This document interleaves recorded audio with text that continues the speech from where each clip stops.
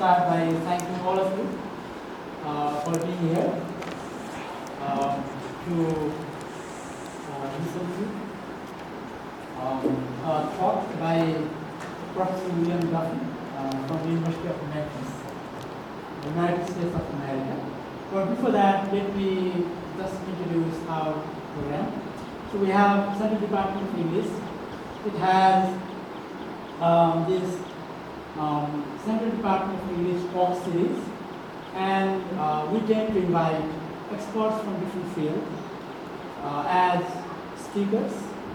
And this time around, we have, as I have already mentioned, Professor William Duffy from University of Memphis. And before I invite Professor Duffy for his talk, I would like to introduce Professor Duffy, taking a couple of minutes because as a professor who has been working with pedagogical aspects of different types of writing, and as an author of several journal articles, and particularly the author of Beyond Conversation, Collaboration and Production of Writing, 2020. So let me introduce our speaker, Professor Dr. William Duffy. So Professor Dr. William Duffy specializes in rhetoric and writing studies with particular interest in collaborative writing, artificial intelligence, and communication ethics. Professor Duffy has served as the founding director of University of Memphis Center for Writing and Communication, coordinator of the WRTC program, and director of English Graduate Studies. He is also the author of Beyond Conversation, Collaboration and Production of Writing, and editor of the forthcoming volume, Rhetoric and Religion as Resources for Resistance. And let me just, because most of us in here are familiar with the works of Peter Elbow, and as I was trying to know about Professor Duffy, I came across one article in which the researcher had sort of compared and contrasted Professor Duffy's ideas with Peter Elbow's ideas regarding collaborative writing. Yes. And The cooking article about cooking. Yes. Yes. So I found it quite significant, and I feel like sharing a few things from that particular article. When we talk about Peter Elbow, we talk about this collaborative writing, and especially what I found quite interesting is while Peter Elbow talks about collaborative writing, he still is talking about different people, different individuals coming together and writing together, but at the end of the day, these writers, they have their individual writings, individual selves. On the other hand, Professor Duffy, he has theorized this notion of this interactionist theory of collaboration, And according to Professor Duffy, as he has written in this Beyond Conversation, when different writers come, there are different things, different matters, these individuals, and when they write, it's not about, at the end of the writing too, it's not about taking ownership of that writing. Rather than that, developing this collaborative agency. I found that particular insight regarding collaborative writing very insightful. And I have brought this in order to create context for today's talk as well, because Professor Duffy he argues that in today's context, when we are talking about materialism, theory of materiality, when we are talking, we are familiar with post-humanism aspect. So post-humanism, this materialism, these are not just theories, these are also parts and parcels of our reality. When we are living in such kind of age, it is quite important and according to Professor Duffy, quite urgent to be talking about the role of writing as we are dealing with lipstick, ChatGPT and all this. Right? So with this, expressing heartfelt gratitude to Professor Duffy, I would like to invite you for... Thank you very much. Thank you. Can everyone hear me okay? Is this too loud? Is that okay? I know I'm a big American guy, so I'm loud by nature, right? Thank you for bringing up that article. Peter Elbow is a hero of mine, and when I did not even know about that article until someone sent it to me, and I was humbled to say the least. Let me tell you about what I'm going to do today. I want to tell you just first about what I do back in my home department at the University of Memphis, in particular what my background is and what particularly I do with my background in rhetoric and composition and how I got to AI. Maybe 5 minutes. Then what I want to do is share some prepared remarks I have that more or less follow the handout. And then what I want to do is, again, step away from those remarks and just tell you a little bit about the informal assignment that's on the back page of that handout. Because I want to demonstrate for you, sort of practically speaking, how the ideas that are on that handout can translate into practice. So my background is in rhetoric and composition. That's what my PhD was in. In American colleges and universities, sometimes you find that in mostly though that degree track is in English departments, but depending on the university, for example, the University of Texas has its own department of rhetoric and writing studies and other places. But one of the advantages of studying rhetoric and composition is that it gives you sort of a universal language for moving from the different humanities sectors.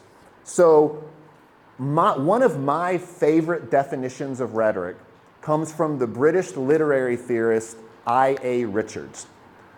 And he said that rhetoric should be the study of miscommunication and its remedies. That was the first definition of rhetoric that I heard that wasn't grounded in a positive orientation of force. When we think of rhetoric in the popular culture, it's political speak. It's empty speech. But even when you get into academic context, rhetoric is the study of argument. Rhetoric is the way words work. I appreciate all of those definitions. But why I.A. Richards' definition, that study of misunderstanding and its remedies, why that resonated with me is that I recognize that at the end of the day, what language does is mediate ambiguity. That we are steeped in ambiguity, and we constantly have to be developing and updating our languages just for us to interact like decent, normal human beings. And there was something about that idea of saying rhetoric is for everyone. Rhetoric doesn't have to be an academic specialty. That's why I was drawn to the idea of misunderstanding, because we all have experience with misunderstanding. And so at the University of Memphis, in the program that I teach in, it's called WRTC, which stands for Writing, Rhetoric, and Technical Communication. We provide degrees from undergraduates and graduate degrees for undergraduates who want to study professional writing, to master's degree students who want to work as technical writers in industry, and then as well for aspiring and current academics who want to go ahead and get their PhD, become academic researchers, and teach rhetoric, writing in these fields on their own. As I mentioned earlier, rhetoric, I think, is a good universal language that allows you to sort of step into conversations across different areas of expertise. And I think that's one reason why a couple years ago, when I was assigned a special topics graduate course, which in the US simply means I can decide what topic I want to teach that I think is relevant. ChatGPT had just been released. All of my colleagues were either scared about its potential or mad at how students were using it. And I thought, well, I've never used artificial intelligence. My students are going to be using it, and I'm not sure how to respond. Why don't I teach a graduate course called Writing with Artificial Intelligence? Okay. And this was the Peter Elbow in me. Someone said, well, what is that course going to be? And I said, I don't know. I need to figure it out. So I spent the summer studying what AI is, learning about AI, and I realized that this was the thesis of a talk that I gave yesterday at Pokhara, that you don't have to be an AI expert to use AI like an expert. In fact, the people who can use AI like the expert are the ones sitting in this room. Why is that? Can someone tell me? Because we're all, what do we do? What are we here? We're not machines. What are we? While I was writing my MPhil thesis, Yeah. I had a problem. The area was writing. My supervisor also could not answer my queries. Yeah. So what I would do, I'll go to ChatGPT. Yes. And I imagine that is my supervisor. Yes. And I'll simply enter a prompt. And the response I get, I won't copy the response, but that functions as springboard. Yes. It's like a practice. That's my imagination. Yes. Yes. That's how we use exactly. it. Yes. And again, expertise, intelligence, experience that is what those outputs are being filtered through. So that's how I got, so I taught this graduate course. It was a success insofar as I think everyone left feeling more confident about talking about AI with our students. And from there, administrators at my university just occasionally said, hey, will you come be on this task force? Will you come help this department write its policy? Will you come lead a workshop? And I can't always say no to those. So I said yes, and I'll do that. But I discovered that I really liked talking about AI, not because there's something about artificial intelligence itself that I'm attracted to, but because I like rhetoric. And rhetoric is essentially what you need to know to understand how artificial intelligence should be used. And so let me turn to the handout that I gave you here. One of the first and probably most popular uses of the term AI literacy in an educational context comes from this article by Long and Majurko called What is AI Literacy? Competencies and Design Considerations. I want to read just the first part of that. We define AI literacy as a set of competencies that enables individuals to critically evaluate AI technologies, communicate and collaborate effectively with AI, and use AI as a tool online, at home, and in the workplace. The competencies and design considerations outlined in the remainder of this paper provide a more specific understanding of the contents of this skill set. Now, this is an open source article. You can go find this right now. And it's a very useful article. And all of these skill sets are numbered. When you start to read the article, though, these skills get pretty technical pretty fast. But I want to look at, if you look at that first part of that definition, if you take out the word AI, what is it? That enables individuals to critically evaluate things, to communicate and collaborate. Humanities, that's what we do. So, again, thank you for coming. I want to thank, he's not been introduced yet, but Tech Chetri here, who has organized this trip. I want to thank you for helping this, for helping get this talk arranged, and to Professor Thapa for your work as well. I have been so enjoying my time in Nepal, And by far, my favorite part has been getting to talk to and learn about all of the incredible teachers and researchers that Tech has been introducing me to.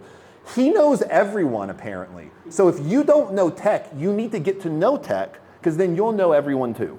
So, so what I want to talk about for about the next 10, 15 minutes before we talk about this assignment is AI literacy, but not from a computer science perspective. Because I'm not a programmer or an engineer. I'm a professor of rhetoric and writing, and I've spent the past 3 years helping teachers and students work through the practical, ethical, and pedagogical questions raised by new generative AI tools. But I'm also right now working on a book about what AI literacy looks like from a humanities perspective. So I'm hoping one of the things that you can help me do is give me feedback on these ideas, telling me if they make sense as we go along. So I'm going to share some of these ideas now. And I have to underscore, if you are confused or some of these ideas don't make sense, or you think, I have a better metaphor for you, share it with me, please. Because one of my theses related with AI is that we need to be using it together. So my background is in collaboration anyway. So my goal today is simple. I want to help you think about how your disciplinary expertise, especially in literature and language and writing, can offer something essential to the AI debates and conversations that I think isn't there yet. So I'm not sure how much the idea of AI literacy has migrated across the globe yet, but in the US, AI literacy is now a buzzword. One of its factors as a buzzword, like any buzzword, is that it means kind of anything and everything, as I just described. But what should AI literacy mean for us, for humanists? Should we all become computer scientists? Of course not. I believe that we can define AI literacy the way that we define any literacy, as a kind of rhetorical practice. That is, AI literacy means learning how to read, write, and reason with and about AI. Simple. Or not so simple. But here's the key idea. We already know how to do this. As literature and writing teachers and students, we already know how to work with ambiguity and with copia, that Greek word for excess, right? Lots of text. We know how to work with figurative language and metaphor, context and interpretation. One of my favorite American rhetoricians is a scholar named Anne Berthoff. And she cautioned us against what she called killer dichotomies, or concepts and metaphors that get stuck in, that lose their figurative sense. Intelligence and artificial intelligence is a great example. So that's why I've organized this talk around sort of 3 key terms, which are in the first part of this handout: inductive, inclusive, and iterative. I want to show you how these ideas can guide our thinking and our teaching when it comes to developing AI literacy. So essentially what I'm suggesting is that, using these 3 sort of activities as a framework, grouped around the kinds of work that you already do, and you use that framework to interpret your use of AI and your students' use of AI, that's how AI literacy is going to be developed. It's going to be developed inductively through your own experience. So the first principle is inductive thinking. When we say something is inductive, we mean that we begin with concrete experiences and reason our way up to a general conclusion. This is how we read literature. It's how we teach students to develop arguments, and it's also how we should approach AI. When I first started teaching with AI tools, I had no technical training. What I had was curiosity, a teaching philosophy, and I think most importantly, a willingness to experiment. And that's all I needed, and I think that's all any of us need. So that kind of inductive, reflective practice is at the heart of AI literacy. But that second principle is inclusiveness. And this is where I said that earlier, you don't have to be an AI expert. You don't have to be an expert in programming or machine learning to meaningfully contribute to and understand discussions about AI. In fact, your expertise in the humanities, especially in language and literature, offers essential perspective. So we should be skeptical when companies or institutions might make us feel like we're behind just because we haven't learned a new tool yet. In the US, there's a whole industry of educational technology products that are sort of, I think of them as sort of false sirens who are selling products to universities and colleges and faculty that's saying, hey, all of your students are cheating. If you use our tool, we can help you pick them out, you know? Which is ironic that I'm afraid that my students are cheating, so I'm gonna go use a machine to see if my students are cheating, right?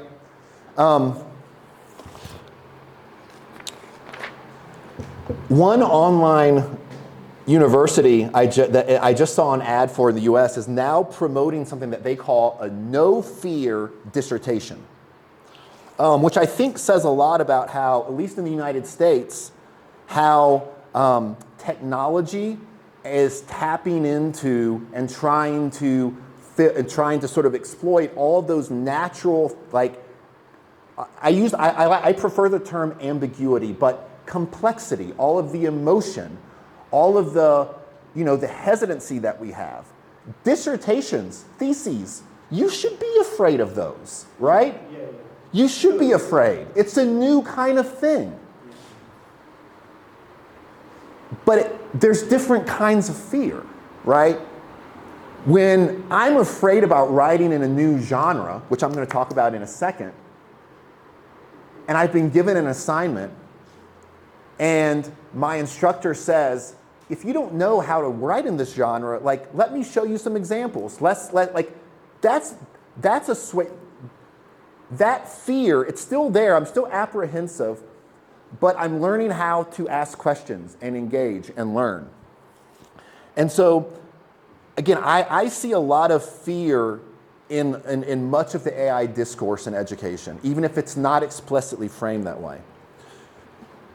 So that third term, iterative. Iterative thinking means that we don't learn all at once. We learn in cycles. We try something, we reflect on it, we revise, we try again. It's exactly how we teach writing, right? It's also how we should teach AI. But building structures for shared experimentation and reflection, or by building structures and concepts like the ones I've given you, we can model the kind of thinking that makes AI literacy meaningful. In short, we don't need to fear AI, but we do need to think with it. And that means asking what kind of thinking we want to encourage. So let me briefly share an example of how I've applied these same principles, that inductive, inclusive, and iterative thinking, in a different academic context. And that is a talk that I gave yesterday at Poker University to a group of health science faculty. Again, I'm not a health scientist, right? I don't even like the sight of blood that much, right? But the talk was called Making Meaning with AI and Health Communication. And my goal there was similar to my goal today, which was to invite experts outside the field of AI to see themselves as essential participants in shaping how these tools are used. When I was thinking about what would be useful if I was a health scientist and I don't have time to read about AI, all I know is that I have students who are using it. I need people, I'm sure people come to you and ask, what do you think of AI? Are you using it? I wanted to provide something that would help that audience talk about a rhetorical framework for AI. So I designed that second table there on your handout to help these health professionals evaluate AI tools in context by distinguishing between what AI appears to do and what humans must do to make AI meaningful.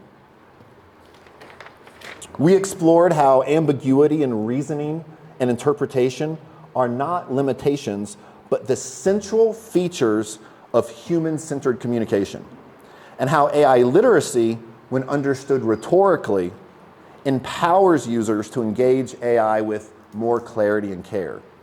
So the same interpretive practices that we cultivate in English classrooms are just as valuable in hospitals and public health offices, I think. That's the promise that rhetorical AI literacy, I think, offers. It travels pretty well. Language and literature scholars are well positioned to assist on how to translate this kind of practice into pedagogy.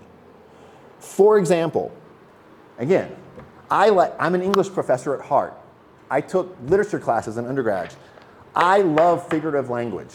And so I like to use maxims or rules of thumb in my teaching because we remember metaphoric language. We remember things that rhyme. I.A. Richards, again, that same literary theorist who I worship as a rhetorician, has another concept that I love. He said that we create these things called, these conceptual resources as ideas to think with. I love that idea because it emphasizes something that, again, we need to understand about AI, is that when we use AI, we're not starting from scratch. We're bringing all of our knowledge and life experience. We're bringing ideas. So we need ideas to think with. And so that's what is basically what you see in that second chart.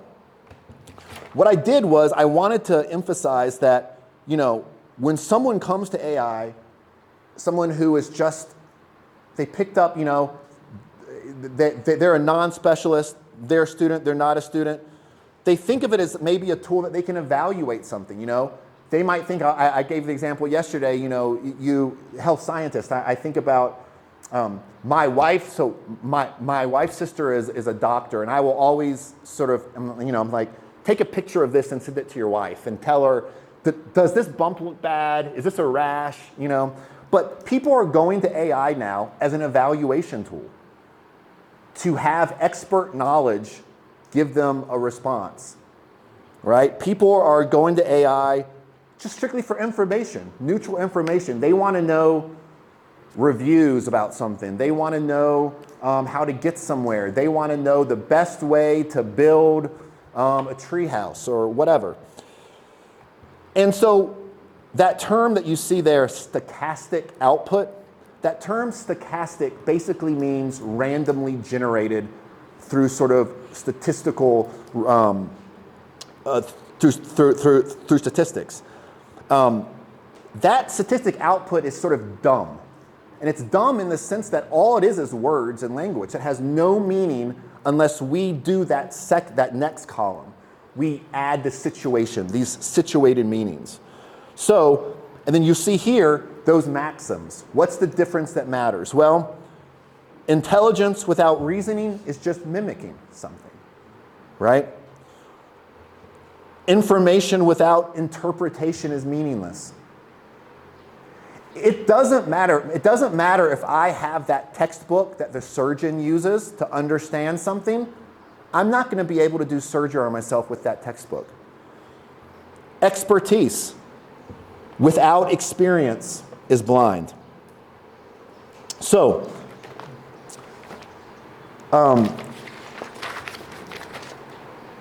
language and literature scholars like yourself are so nicely positioned to help other people in other disciplines, other knowledge areas, develop these kinds of resources and tools, these conceptual resources. And so to demonstrate very briefly, I'm going to stop talking and open up to any questions that you have. I want to talk about this collaborator singles ad that's on the back of the page here. So I teach a class pretty regularly. It's an undergraduate course called Introduction to Professional and Technical Writing. And most students there have never taken a professional writing class, so everything is new. So we learn basics, we learn basics about forms and different types of correspondence. We talk about editing. But for me, it's very important to have that rhetoric foundation. And so one of the concepts that I always emphasize in technical communication is the idea of genre, and how genre is what makes technical communication operate, is operating within genres, recognized forms.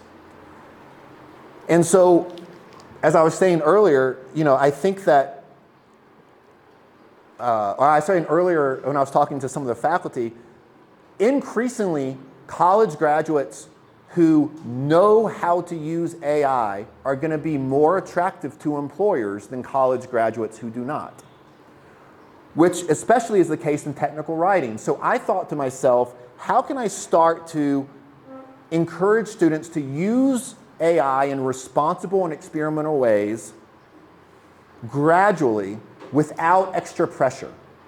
And so what this is the very first week of class, I asked students to make a couple discussion boards. One of them, I asked them about one of their best experiences working in a group, a team project for school, and one of their worst experiences. I just want them to tell me a story. And students are great about telling you about their experiences. And I get such rich responses, and you can predict what the responses are. A lot of times the bad team project experiences were because, others weren't as disciplined, or there was an equal distribution of power, or the personalities were different. But in a technical writing class, writing in teams is the norm. And so I have to get my students writing together as quickly as possible. But I recognize that, I am an experienced writer. I know how to modulate my habits depending on who I'm working with. Newer students, younger students, don't have that experience. They need a little bit more help. And so what this is I decided, well, what if I allow my students to put themselves in groups? But if I'm going to do that, I want them to be strategic about it. I want them to be deliberate. I don't want them just to try and pick friends or whatever. And I want them to use this experience to think about some of those rhetorical concepts: genre, audience, purpose. And so I designed this. I'm not going to read through it, but essentially what I asked students to do is I said, what is something that most students are at least familiar with? Online dating, right? That's, we have to make a profile. And I thought, kind of when you go to college and you're working in a class and a team, it's kind of like dating, kind of like online. It's like, are we going to try this out are we going to be compatible? Are we going to be a good team? And I thought, what if I asked students to post singles ads on our online learning management system but instead of singles dating, what you were looking for, what you were promoting was yourself as a collaborator. And I thought to myself, well, that's a lot of extra work and writing for students to be doing. This is outside, but what a great way to use an AI tool. Because students know what that singles genre looks like. I got married 15 years ago. I don't know what a good singles ad looks like or not. My students are the experts in that. And so what I asked them to do was I asked them to take those earlier posts that they made, that experiences about, what was their best experience about collaboration and their worst experience, and another one which was a basic introduction to themselves. What are they studying? What do they like? And what I asked them to do was to put all that background information into an AI chatbot like ChatGPT. And then I asked students to experiment with prompts, telling the chatbot to generate a singles ad for themselves that would work for this team project that they were working on. It was to be a semester-long team project. And it worked swimmingly. It worked great because students recognized that within that genre of a singles ad, you're supposed to be honest, right? And so, you know, if I'm going to work with someone and they like to procrastinate, for me, you know what? I do my best writing under the gun when I have pressure. So I don't see it as procrastination. I see it as scheduling for my best thinking time. But if I'm going to work with someone, I want them to know that. I want them to know that I'm not lazy. I'm just waiting to the end because I do my best work there. So maybe I can find someone who also likes to work at the end, right? And that's kind of interaction got students talking honestly about themselves as students, which then allowed them to develop those relationships that actually make learning possible. I don't know how many of you are familiar with the Russian psychologist Lev Vygotsky, but one of his important concepts was the zone of proximal development, ZDP, which basically means that the best way to teach someone isn't for me as a native English speaker to come in here and start teaching you, but it's to have someone who speaks Nepali and English and has the actual experience of learning the language itself. And so, with all that said, you know, I have found that, you know, giving students informal opportunities like this one, informal, to use AI for academic ends. Now, this might sound kind of fun and silly, but if you look in the details, I'm asking them to think critically. I'm asking them to bring their experience as writers. I'm asking them to think about purpose, to think about the course goals. And through the process, they're learning how to use these tools without me telling them. They're showing me.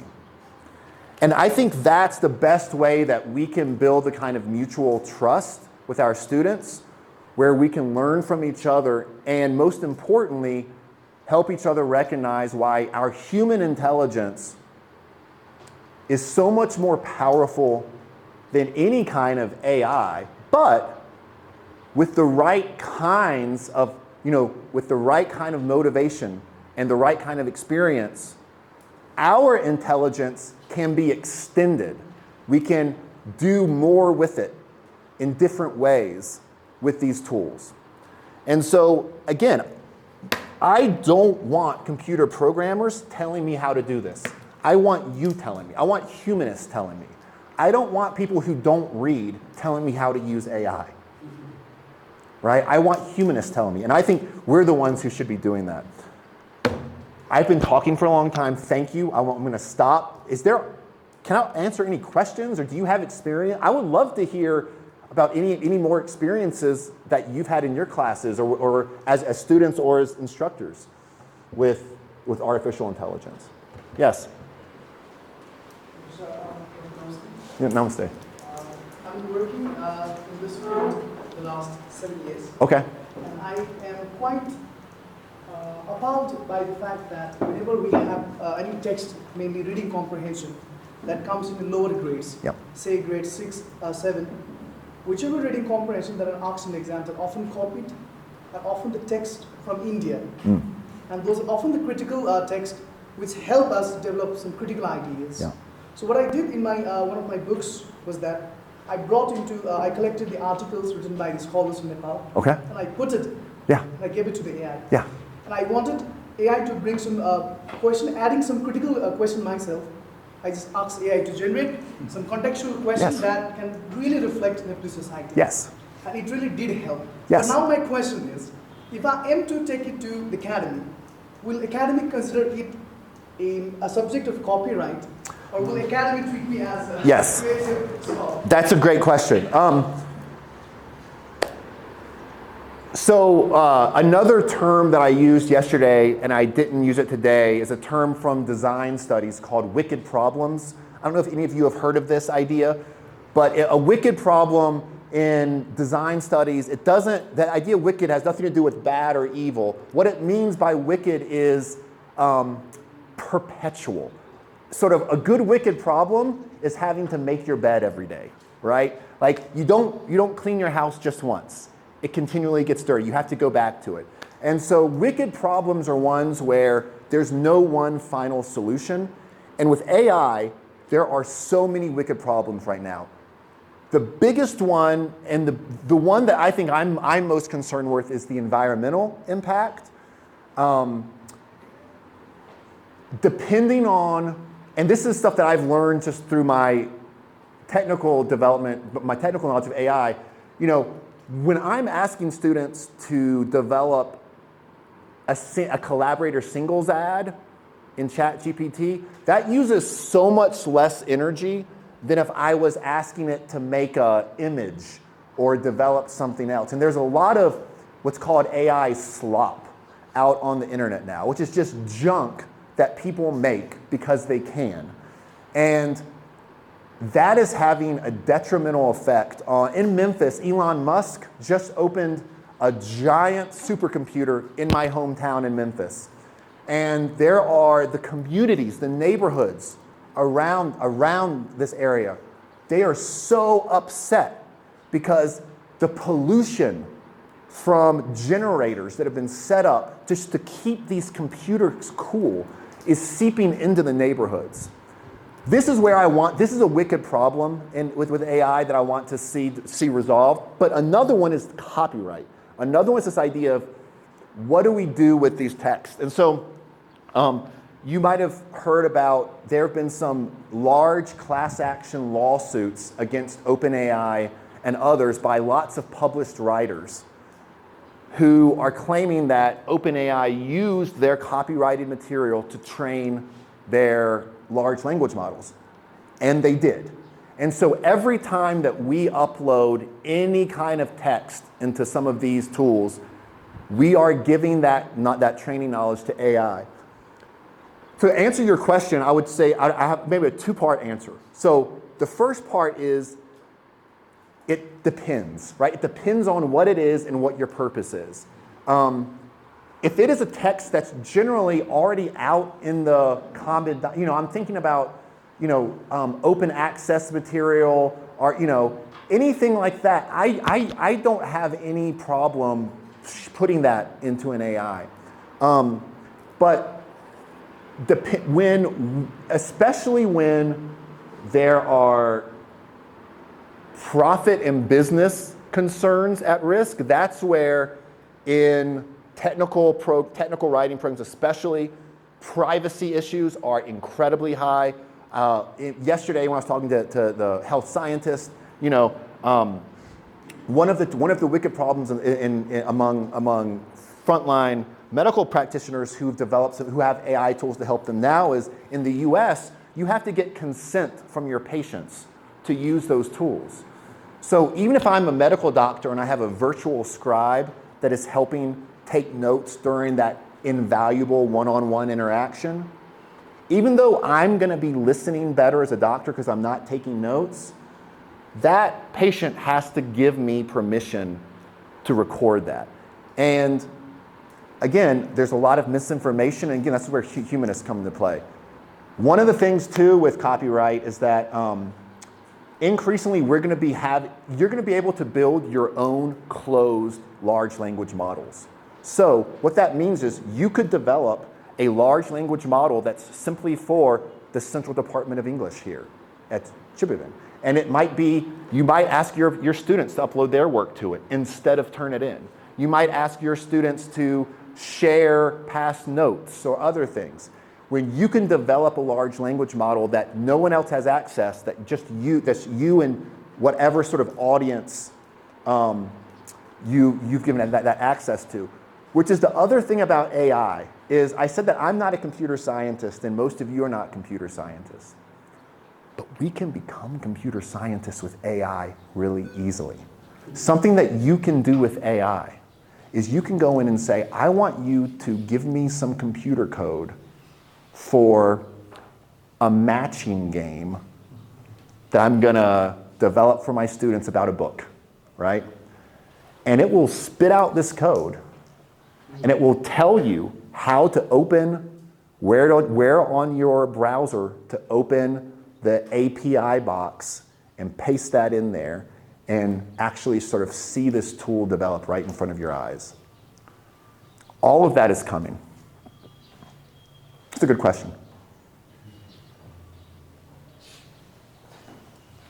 Well, from our experience from Tribhuvan University, the institution is very slow at recognizing AI, whereas students and also faculties are very fast at using and recognizing it. How do you address this, the kind of...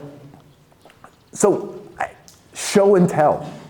Show and tell. I mean, this kind of thing. I mean, that's what I've been doing at the University of Memphis, is because, I mean, there are probably about half the faculty at the University of Memphis they accept AI as something that is here and that they kind of have to learn to use.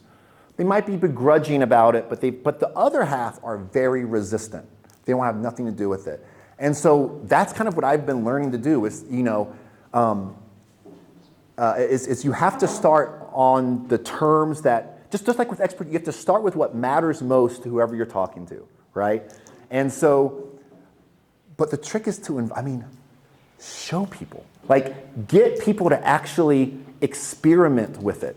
Because once you do, you realize, you know, AI is not going to take over the world. You know, like there's nothing scary about it. But for people who are resistant, they have to see other people. You know, if there are other professors who are using this and who are open to talking about it, if you make yourself available and say, come talk to me, I'll answer your questions. That's the only way that I know.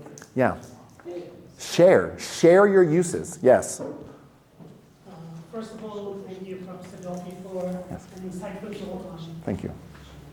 AI literacy. Yeah. Actually, because of AI, let's say the mushroom growth of chatbots, don't you think that the position of a teacher has been risked? So, Actually, so please. Yes. Something more after that. Yes.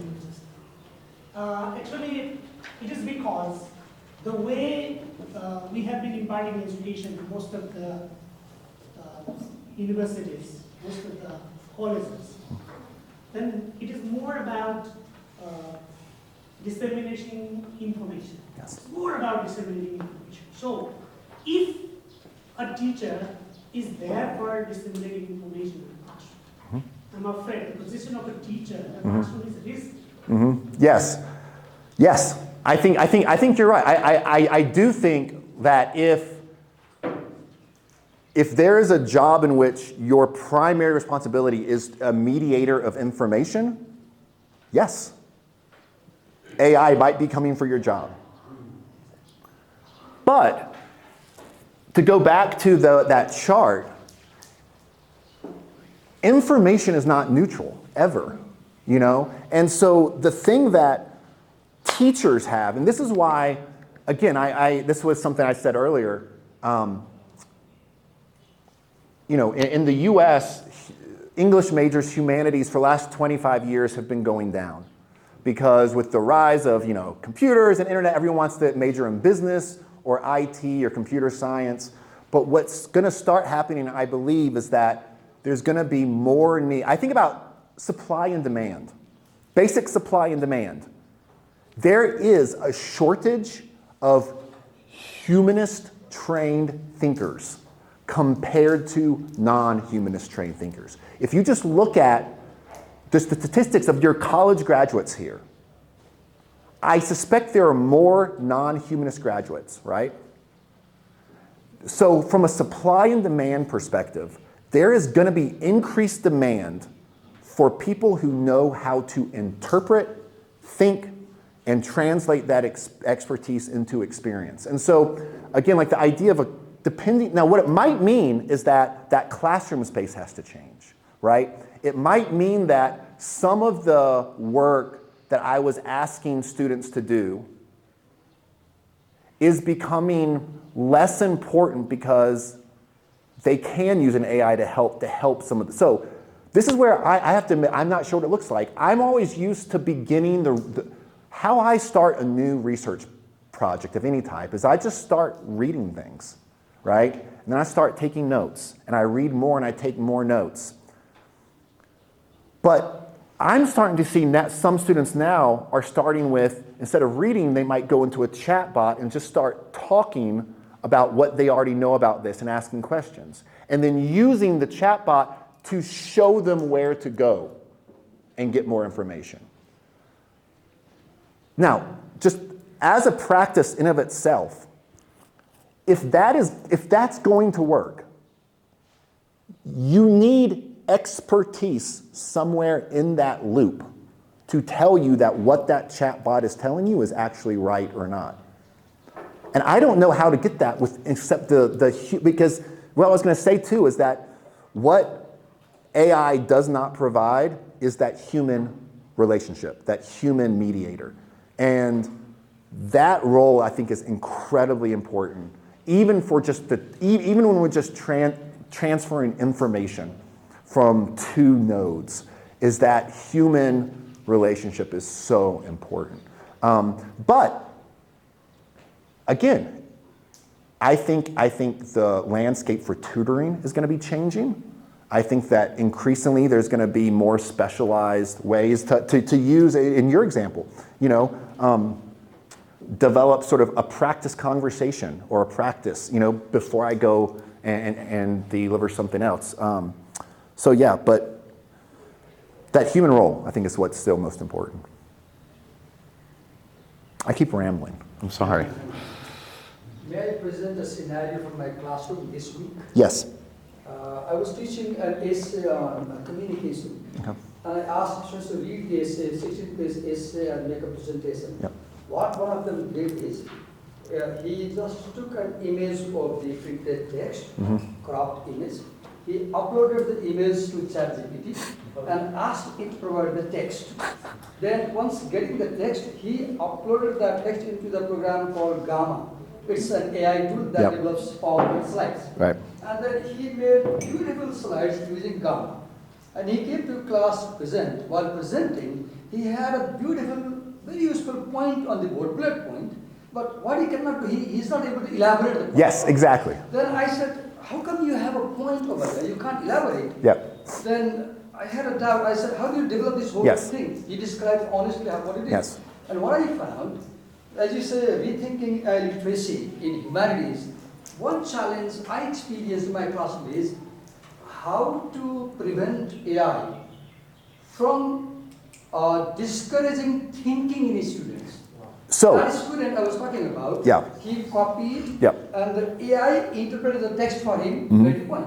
In that whole process, my student was not thinking. What I did, you can see, I asked him the second day, I said, no put PPTs now. Buy a chart paper, cut pieces like this, and do manually. And the same student made this paper. Now here, his thinking is active. With AI, his thinking is passive. So I have a question for you. How can we make AI so responsibly used that it promotes thinking, doesn't discourage thinking? The best way is to show by doing. And so for that example is, why don't you find a very challenging text, or maybe lots of them. What are the texts that you assign normally that your students are challenged by, that are hard for them to read? And then what if you actually make it almost like a game, and you tell them, I need you to read this on your own first, by yourself. Don't use any tools. Write down, tell me what you think it means. And you could get, depending on what you're trying, you might ask, if I'm using an essay, you mentioned, if the essay is about communication ethics or something, I might ask them, what do you think is the author's primary, you might ask them those common critical reading exam, those kind of what's your take on this? But to emphasize, if you don't know, be honest and say, I'm not sure, I think it might be that. And then come together and let's talk about it, right? And then as a group, this is important, not on your own, like in your room, but as a group, everyone pull out their laptop and we're all facing each other. And then we upload that article to ChatGPT and we ask it, and we, on our own, we do the same, like, what does this mean? What does it make sense of?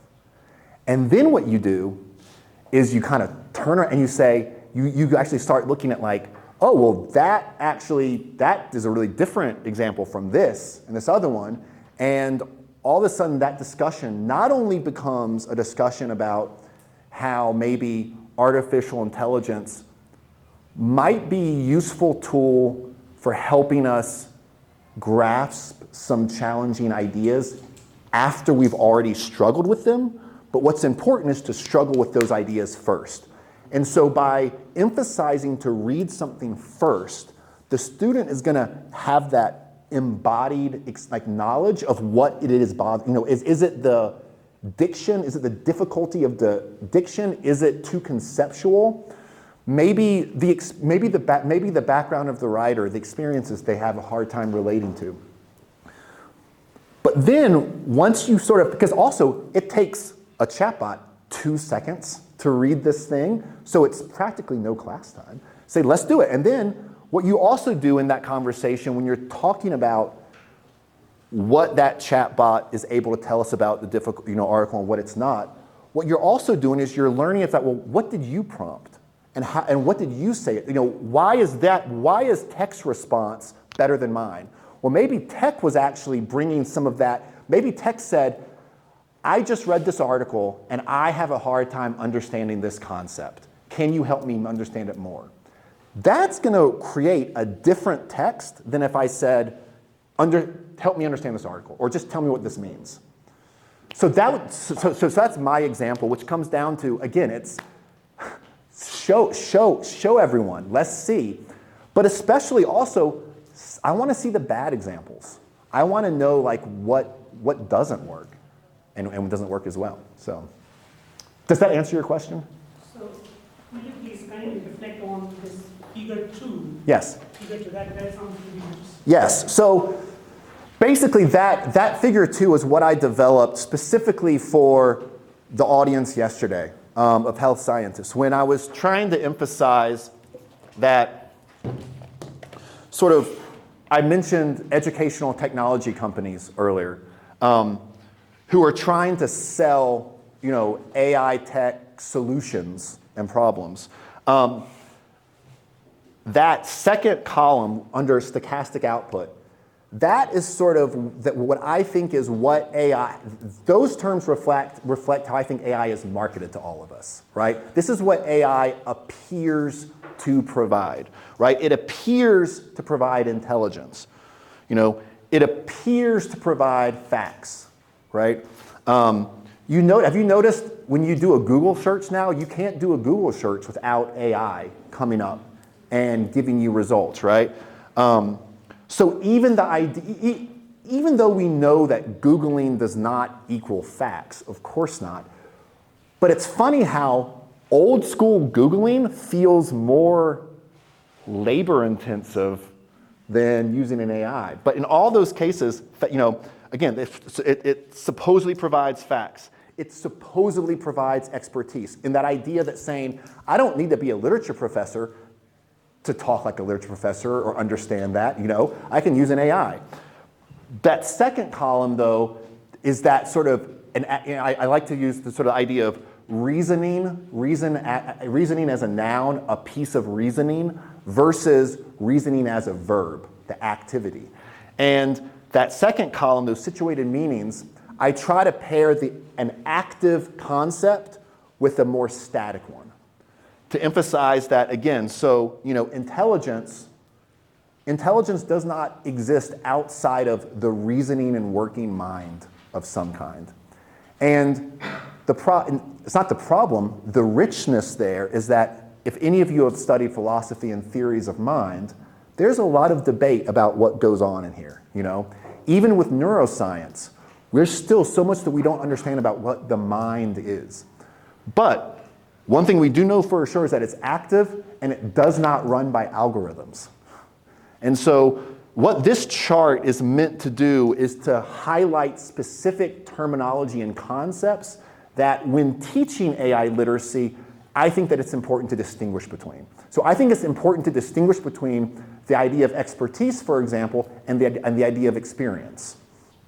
Again, like I can, in theory, with the internet, with anything, I can go to YouTube and learn how to fix my broken toilet, right? But that's not gonna make me a plumber. You don't want to pay me to come in and fix your broken toilet, right? So again, what that chart is I'm trying to point out that how we talk about AI is so important right now. Because how we frame it, the terms that we use to frame AI are gonna be the ones that we get stuck with for a while. The idea of intelligence itself.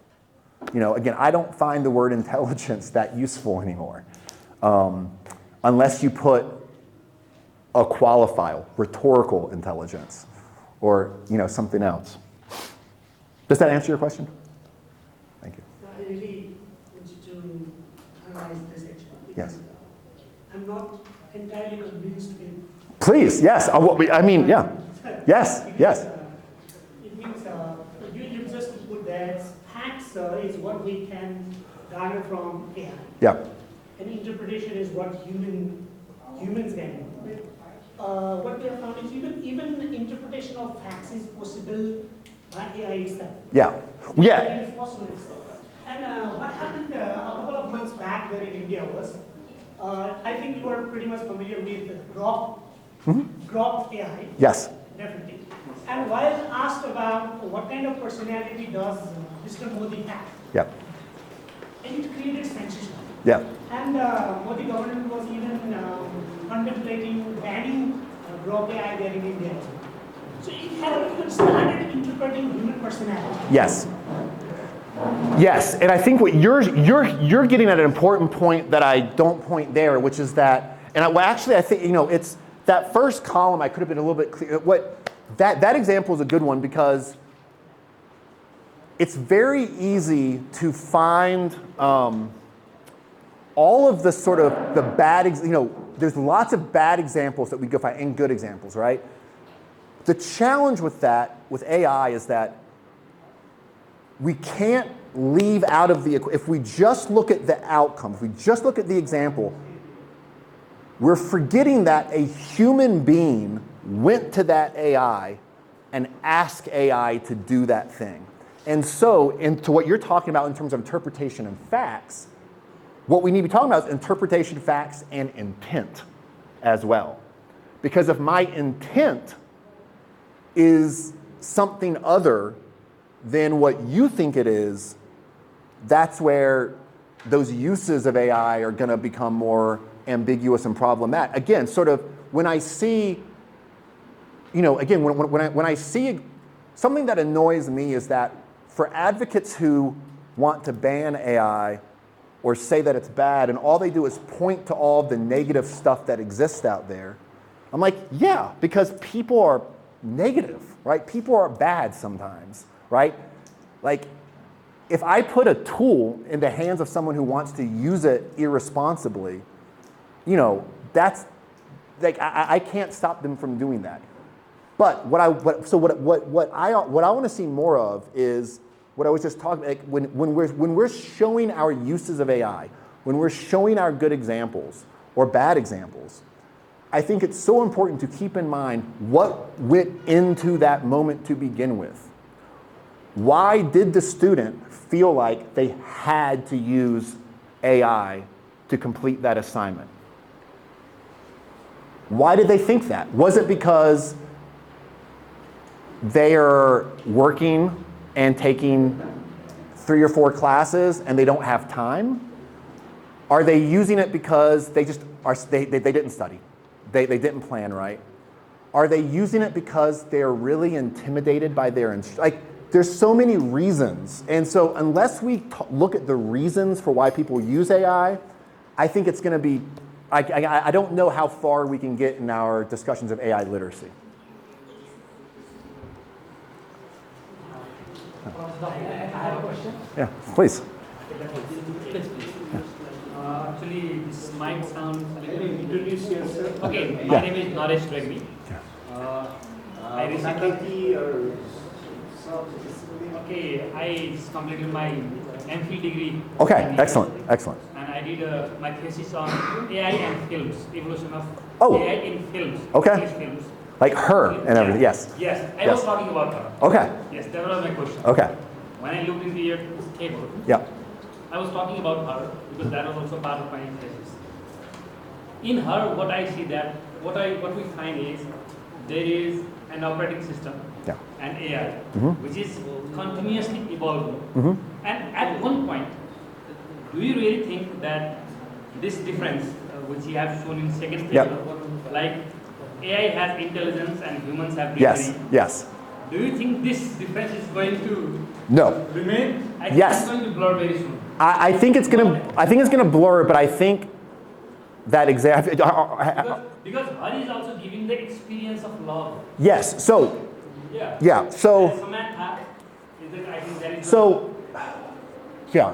I don't know how many of you are familiar with this film called Her, but the basic premise is that Joaquin Phoenix is the star. This is a man who falls in love with in a. love with that operating system. I think the operating system. Is in love with millions of Yes, users yes, at the same time. yes. Names. So, you don't really, I mean, we don't have to turn to, like, there are apps that exist now. There are virtual AI dating apps. People, you can go and build virtual boyfriends and girlfriends that will call you on your phone and text you and send you pictures if you want, or anything else. I see that, and that example too with the films, one thing that I don't believe is I don't believe for those of you who know about the history of artificial intelligence, there's a term that developed called the singularity. Have you heard this term, the singularity? And what that means is that there's a term called general artificial intelligence, or the singularity, and that is sort of like the Armageddon idea. It's like when we program an AI and then all of a sudden it turns against us. That's science fiction. Because these tools, while they are smart, they're also very dumb. Because humans make them and we code wrong, and they break all of the time. There's gonna be no singularity. But what you're describing, people are using these chatbots for intimacy. I think it's gonna get much more convincing. I think that's a question for psychologists, right? Like, I think because I don't want to say that that's not love. I mean, that's, again, I think about, again, it's what is the human, why is that person choosing to have an AI relationship, right? Like, why, like, that's the more interesting question to me. The more interesting question isn't sort of like, how real is that relationship? It's what brought that person to this place, and why is it that why is that need being fulfilled? You know? Because that will tell us, because what that does is it turns the lens back on the human being. And that's what we do as humanists, right? We turn the lens back on the human being. Yes? Thank you. My question is, does human brain is necessary for consciousness? Can't AI develop its own consciousness? Yes. So yes and no. I would say that, yeah. So, consciousness, again, so philosophy, MPhil, I mean, do we need the brain consciousness? That's kind of an open question, right? Like, it's a big question. No, that's what I was saying earlier with the singularity. Artificial intelligence is not capable of consciousness at all. No. What's interesting though about, there's an American academic named Ethan Mollick, Mollick, who has a book called, if you do a Google search, you'll find a recent book I think it's called Co-Intelligence. And his thesis, and I think it's pretty interesting, is he says you have to understand that that AI are not conscious, they're not human beings, but in order to use AI effectively, you have to treat it like a human being. So, for example, if I am going to, if I wanted to do maybe a practice peer review on something that I've written, right? I might go in and say, you are an expert in this topic. You have been teaching this class and this class and this class. And I've given all of this sort of background. And then I say, now I want you to give me feedback, right? Like in that case, all I'm doing is I'm giving all that human consciousness there, so. I have a question. Yes. With the research, Okay. as a comes to, I understand AI as a tool, Yep. not as an agent. So that is what the whole session Yes. is doing, more defensive. Yes, yes. So, well, my point is, will there be any chances in the future in the production of these texts? Because when we want to elicit some information, we give the prompts to the Yes. AI, and the AI produces the text. Yes. Which means, I understand, that there are several installations of the text, which again I mean that they are canonical. So in way of which, when we are only producing the canonical text, Yes. so as a qualitative researcher, doesn't it undermine the nuances of the marginalized ones in the future? Yes, absolutely. And yes, because, right, and that's with, so, you know, depending on how deep you want to go into how AI works, and mostly what we've been talking about is generative AI chatbots that are powered by large language models. And that LLM, that large language model, is a highly sort of curated, big, huge body of human-generated speech.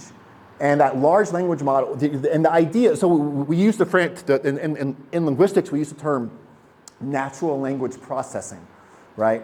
That's what a large language model is it's a giant model of how humans naturally make words, produce speech. And so, to answer your question, you know, that AI can only be as smart or as intelligent as the language that it was used to train on, right? And so where the potential comes in, and this was something that came up yesterday when I was talking to the health scientist, is that, you know, I was doing some research before I came here to Nepal. I found this cool language map of Nepal. I didn't know, for example, that there are at least 122 recognized languages here.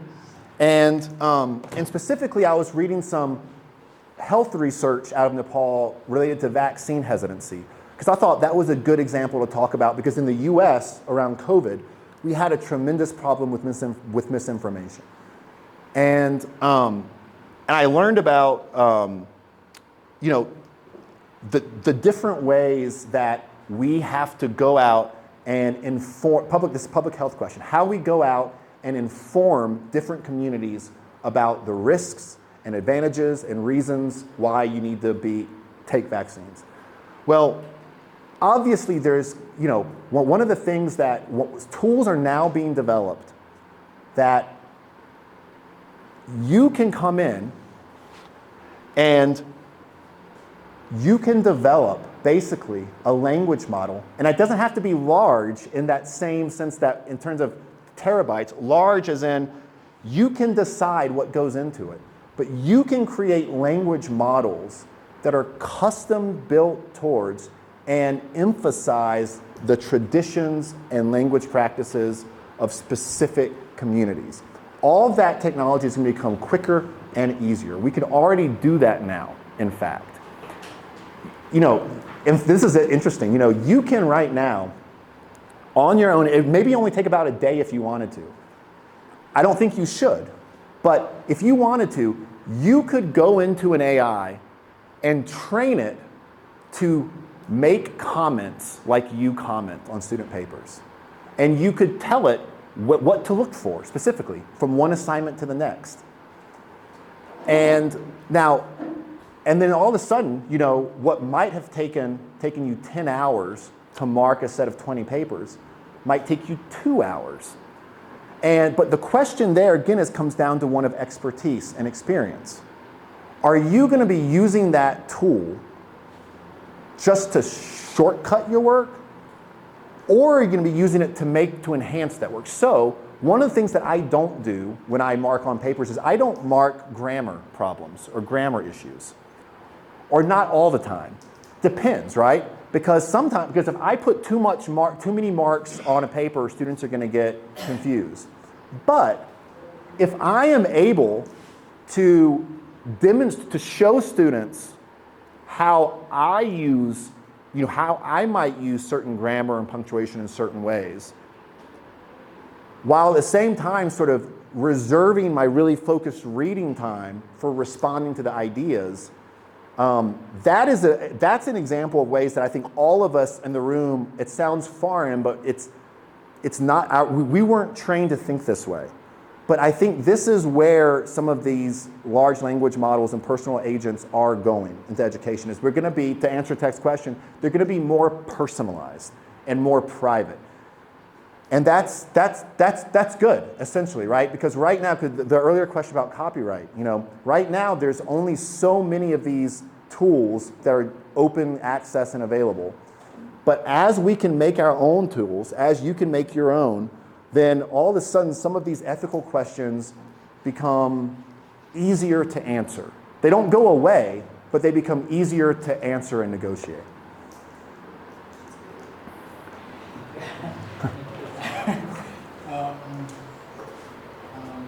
I think we should Thank you. allow Professor Duffy to have because he has been answering lots of questions. Before I ask our head of the department, Professor Duffy, I would like to thank Professor Duffy. I would like to thank Tribhuvan Chetri, I always Tribhuvan Chetri, for helping our department to have Professor Duffy over here. And I would like to thank all of you for being here with us and for interacting with Professor Duffy. And please, my email address is on that handout. Please send me your queries, send me your use cases. If any of you are interested in collaborating in the future on something, write to me. I love working with other people. This is what I live for. So, thank you. Okay, thank you.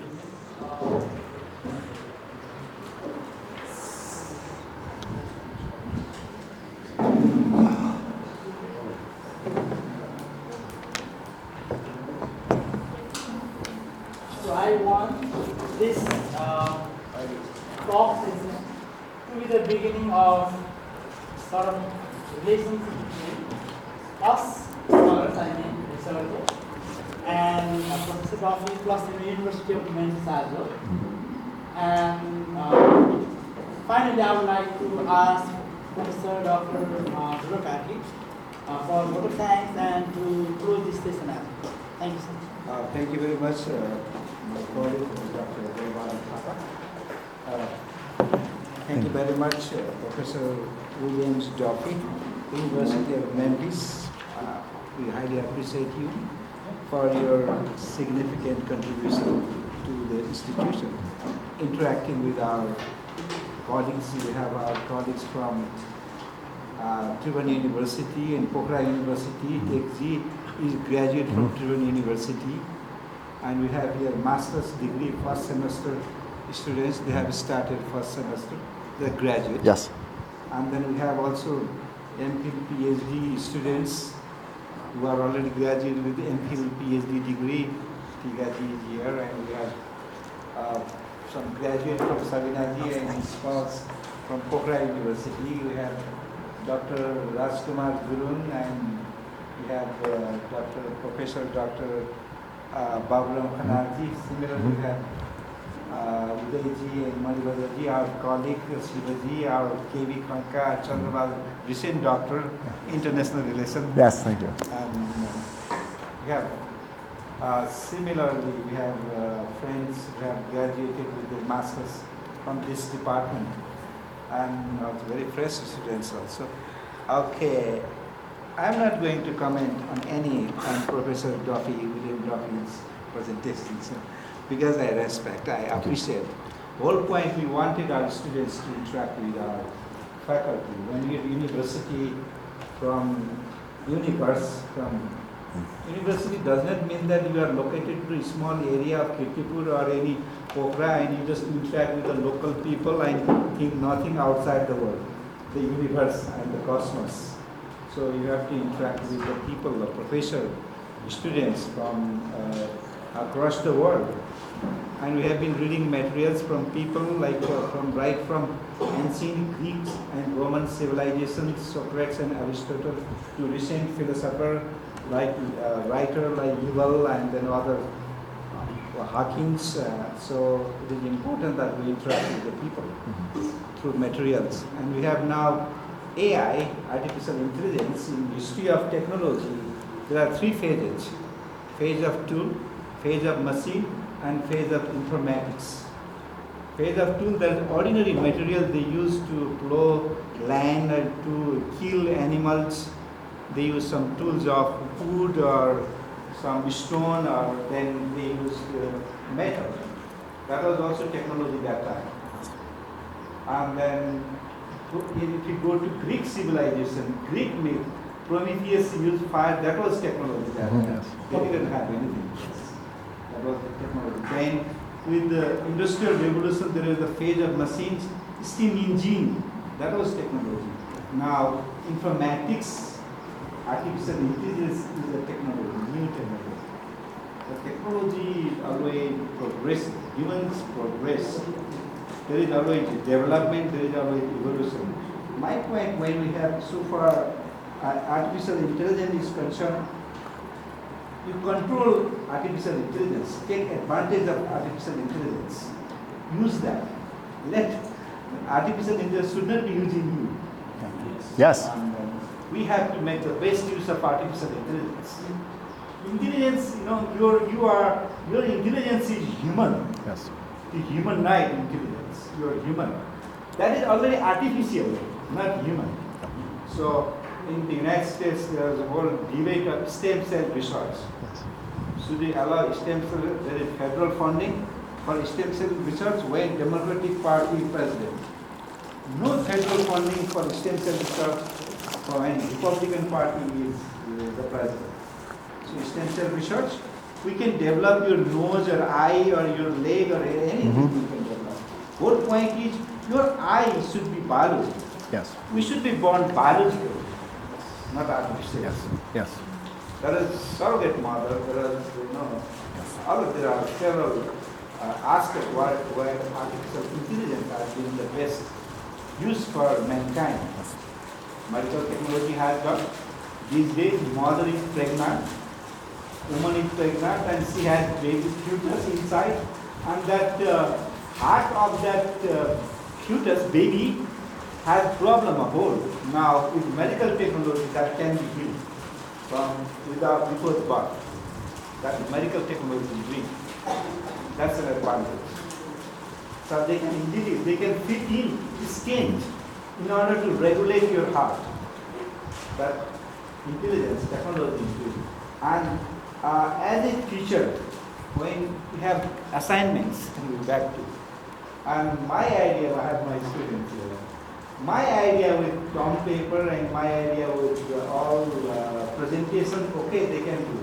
Still, they need to write a reflection paper in the class. Yes. You can ask your friend to edit your paper.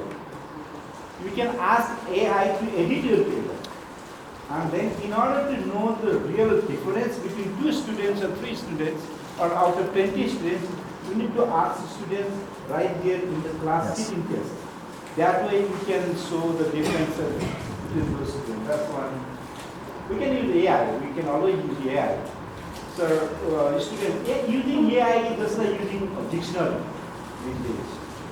And then in research level, in master's and PhD level, in graduate level, whatever AI provides, that is basic informations. Yeah. That is general. That is just remembering a number. In Bloom's taxonomy, that is lower order of thinking, not higher order of thinking. For great, big, serious, critical thinking, for profound thought, you need to have higher order thinking. Artificial intelligence has difficulty with higher order thinking. In order for you to facilitate yourself for higher order thinking, you can take the facility, AI can facilitate you. But you have to think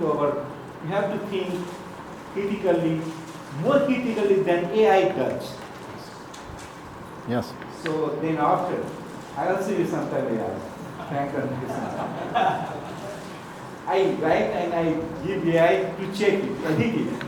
And sometimes I am not satisfied with the AI editing. I do not. I put human, my idea.